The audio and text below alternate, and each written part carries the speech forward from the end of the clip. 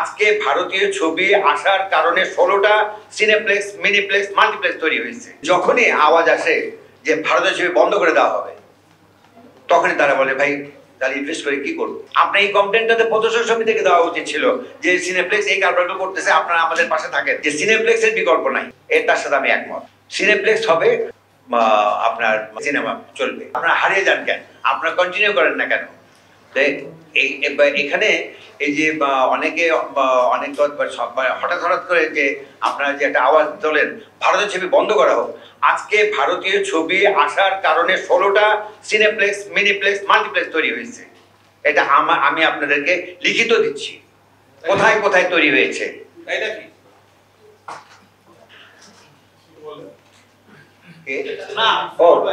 এই করবেন যে 16টা, আরো প্রায় 18টা মতো নির্মাণাধীন। কিন্তু যখনই আওয়াজ আসে যে ভারতীয় ছবি বন্ধ করে দেওয়া হবে, তখনই তারা বলে ভাই তাহলে ইনভেস্ট করে কি করবো, কোথায় যাবো? এই 2 ঈদে ছবি চালানোর জন্য করলাম না। আমার কথা হচ্ছে যে এটা না করে আমরা যদি এই যে যেমন আপনার একটু আগে যে সাংবাদিক ভাই বলে গেলেন যে আড্ডা, এই যে আমাদের যে আড্ডাটা কিন্তু আর নাই। আগে চলচ্চিত্রে প্রত্যেকটা প্রযোজকের কিন্তু অফিস থাকতো। সেই অফিসে বসে কিন্তু আমরা প্রদর্শকরা, নায়করা বা পরিচালকরা বসে আড্ডা মারতাম। সন্ধ্যার সময় কিন্তু একটা আড্ডা হতো। সেই আড্ডাতে বিভিন্নভাবে সমস্যার সমাধানগুলো উঠে আসতো। আজকে সিনেপ্লেক্সে মনে করেন যে আপনার ছবি নিয়ে সমস্যা হয়েছে, আপনারা সিনেপ্লেক্সে গেছে কেন? প্রদর্শক সমিতির কাছে তো আপনারা আসেন নাই।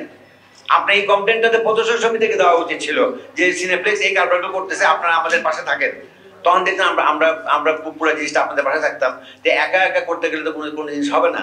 আপনার প্রদর্শক সমিতিকে যে জিনিসটা জানাতেন, সেক্রেটারিকে জানাতেন, যে বলতেন যে ভাই আমাদের সিনেপ্লেক্স এটা করতেছে। এই জন্য আমাদের মধ্যে ইউনিটিটা করতে হবে। এটাকে আমাদের মধ্যে ইউনিটি থাকলে তাহলে এই সমস্যা থেকে উত্তরণ সম্ভব। আর অরুণ চৌধুরী যেটা বললো যে সিনেপ্লেক্সের বিকল্প নাই, তার সাথে আমি একমত। সিনেপ্লেক্স হবে, আপনার সিনেমা চলবে।